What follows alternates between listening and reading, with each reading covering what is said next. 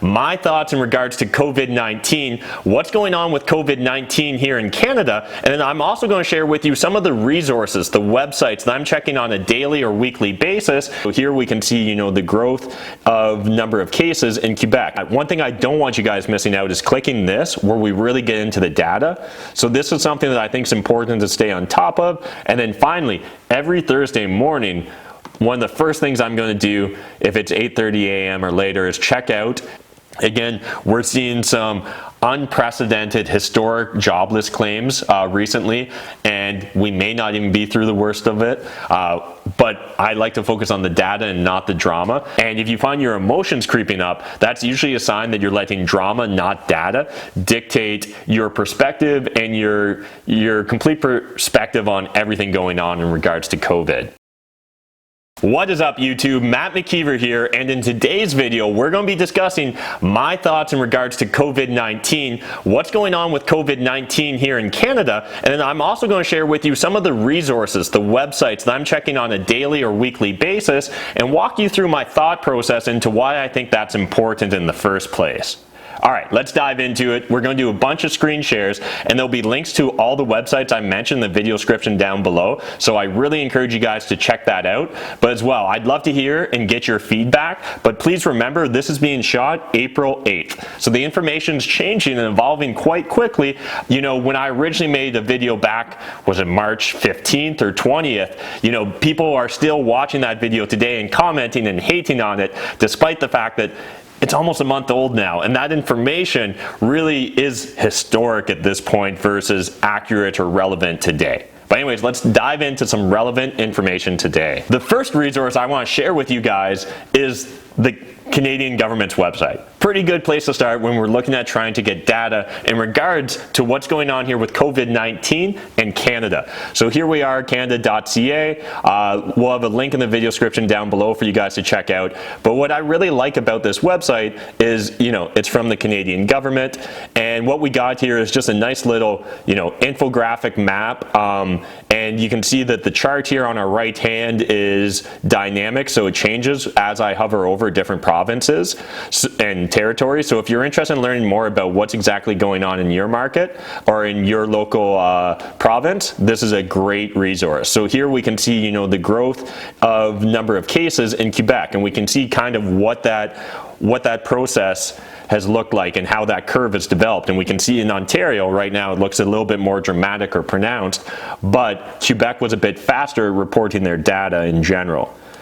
All right, so then moving on beyond that, one thing I don't want you guys missing out is clicking this, where we really get into the data. So this is something that I think is important to stay on top of. I'm not saying you need to check this every day, but you should at least be aware of roughly what's going on in Canada. And this is a great way to filter through a lot of the general drama that's going on in the market. So we can see at this point in time, April 8th at 11 a.m., there was about 18,500 confirmed cases in Canada, and we've had 401 deaths in Canada so far related to COVID-19.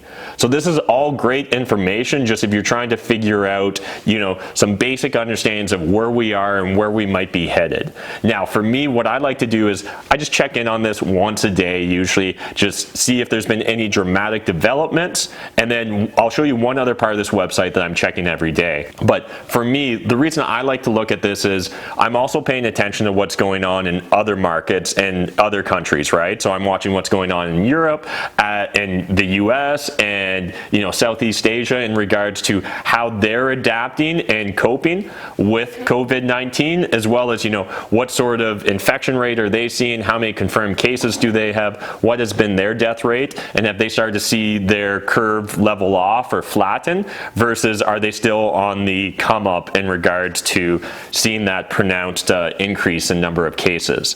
So this is just great to know here in general, but again, there's more information here that's a little bit buried in my opinion. But if we scroll down, this is also very valuable. So the National Microbiology Laboratory Summary of people tested in Canada as of April 8th, 2020 at 11 a.m. So again, we can see there's been about 360,000 people tested so far in Canada. Of that, we've had about 20,000 positive cases and 338,000 were negative. So one thing to be aware of, obviously you can even notice that right now, is that this map up here isn't as accurate or up to date as this number further down here. So there's a bit of a discrepancy right now. There's about 1,000 cases on this line of positive cases that aren't yet reflected in that interactive dynamic map. So what I find interesting and valuable about this is, one, looking at the number of total patients tested in Canada. So we've got about 360,000 and a country of about 38 million. So again, we can tell that the vast majority of our population at this point hasn't been tested. Now, of that, I haven't ran the numbers today, but I think that works out to 20,000 positive cases versus 360,000 total number tested, and looks like that's about 1.5%, I'm guessing. So again, I just find this useful to see kind of what the ratio of tested versus not is. Oh, actually, that's a little bit higher. 5.5%. I don't know, my mental math was off there, guys, sorry. So about 5.5% of people tested in Canada are positive for COVID-19, and of that amount, then we can suss out what the number of deaths are as well, right? So 400 deaths among 19,000 something total positive cases. So for me, I just like to know what's going on in my backyard in Canada and try and stay aware of it. Again, I'm not going to dwell on a lot of this information. I don't necessarily run what those percentages or ratios are on a regular basis, but the one thing that is insightful to me, at least, is if we were to assume that these numbers down here were overall, a microcosm of what's going on in the macro here in Canada, well, maybe we could extrapolate that, 5%-ish of Canada's got it based upon the number of people that have been tested. Or really what I like to look at is probably closer to a range. So probably people that are sick are more likely to go get tested, Again, I'm not going to dial in and build out complicated models, but I might come to my personal conclusion of, okay, well, probably between 1 and 10% of people have had COVID, give or take, a margin of error of 100%. So that's kind of the process that I'm looking at when I'm trying to understand where we are, and then when I'm trying to compare us to other countries that maybe got the infection a bit earlier and are already going through the process of seeing their cases peak or even starting to decline now. Now, the other thing to be aware of is obviously each country is different in regards to how much we can trust their information and resources. Now, where I like to go for that information is this amazing website that's covid-19canada.com. And so again, it's got our Canadian data here first. We can see it's a little bit more up to date than what's actually on the Canada official website. Now again, whether you're getting your information 6 hours earlier or later, I don't think is a big deal in regards to this. This is more about looking at general trends. So looking at the general trends here, I can just confirm that what was on the Canadian website looks about right. So again, we can see what the change has been. So since yesterday, it looks like there's been a 12% increase in the total deaths, or 46 people. There's some other great charts here, but then what we also see is the total number of global cases. So 1.5 million global cases, of that just under 90,000 deaths, and that's rocking about almost a 6% mortality rate. Then further down here, again, we've got the interactive map of Canada that shows the number of cases by province or region. But then further down, we've actually got a list of all the different countries. And so this website's aggregating from a bunch of different sources to determine and essentially rank the countries with the most number of cases. So for example, we can see at this point in time in the US, there's 420,000 cases. There's been 14,500 approximate deaths. We can see the number of people recovered, the mortality rate, the number in critical, the cases per 1 million, deaths per 1 million, and just lots of great information. And so then we can start looking at other countries and seeing what they've experienced and potentially getting a better understanding of what we in Canada may expect to experience. Again, no one's got a crystal ball, and I'm not saying that the websites I'm sharing here that you'll be able to figure this out, because there is no figuring this out. We're just learning and discovering together, but the better our sources of data, the more accurate our expectations are likely to be. So again, I really think it's important during these uncertain times to be focused on the data, not the drama. So then kind of going further down, again, we've just got this heat map of the world in general in regards to what's going on. And another thing that I love here is they've got the latest tweets. And this may not sound like anything that valuable, but in fact, it's a great aggregator of what's going on in regards to Canada. So we can see here one of the recent tweets was from CBC News Alerts. The Canadian government says the changes to Canada emergency wage subsidy that were announced today. And then, giving out links to additional information. And I think actually, I have to be, okay. Well, earlier today, I don't normally use this laptop, but earlier today there was another great link to a CBC article stating that Doug Ford that's the premier here in Ontario, Canada. He's going to be releasing where we're currently at in Ontario, what the projections originally showed before we started taking actions, and where things are likely to go if people don't take quarantine seriously. So again, if you're interested in this information, whether it be just from a intellectual standpoint or from a practical standpoint, I think this is a great resource, and I really recommend following COVID-19 on their tweets, because they retweet a lot of great information. One thing I did skip over here on the Canadian website that I'd be remiss not to show you guys is this great little history summary. So at the bottom of the page here, there's a history of what's going on. So we can see on April 2nd, that's when Canada surpassed 10,000 cases. We also have all these different news articles and links down here related to official kind of Canadian correspondence. So again, you'll find most of these are from Canada.ca's website. In fact, I think they all are. So if you're looking for a government official resource, I think this is a great spot to start. So hopping over to the second website, the COVID-19canada.com, then looking at this, we can also see, what some of the common symptoms are, what you can kind of expect with COVID-19. There's also, each province and the Canadian government's website in general also has different steps and procedures to help you self-diagnose and inform you what you should do if you do believe that you've came down with COVID-19. So again, there's a lot of great information here, and I really encourage everyone, rather than let fear run roughshod over you, don't just jump to conclusions or assumptions. It's what I find a lot of people are doing, or they read one tweet or one news headline, or they see one social media influencer's perspective. And it's critical at this time of uncertainty during this high volatility that we make as few assumptions as possible, and we try and rely on as much data as possible. So again, don't take my word for it. Check out these websites as well as listen to other people's perspectives. For me, in these times of uncertainty, I consider myself an aggregator of information. Now, again, it can be difficult to separate the signal from the noise, but if you're going to aggregate information, it's important that you do your best to do so. And if you find your emotions creeping up, that's usually a sign that you're letting drama, not data, dictate your perspective and your complete perspective on everything going on in regards to COVID. So one of the other websites that I'm checking out daily that I really encourage you guys to check out, but do not ruin this for me. So this is the Early Retirement Extreme Internet Forum. This is one of the greatest little corners on the internet, in my opinion. And I'm going to share it with you guys. There's a link in the video description down below, but please don't ruin this. It's a beautiful space with a lot of independent, critical thinkers. Now, understand that even the website dictates, or probably is indicative of, a lot of people's perspectives. It's called Early Retirement Extreme. So again, some of these thoughts and perspectives may seem a bit extreme, but I really have found a lot of great information, especially on this one thread in the Early Retirement Extreme forum. And so we can actually see this started back on January 25th.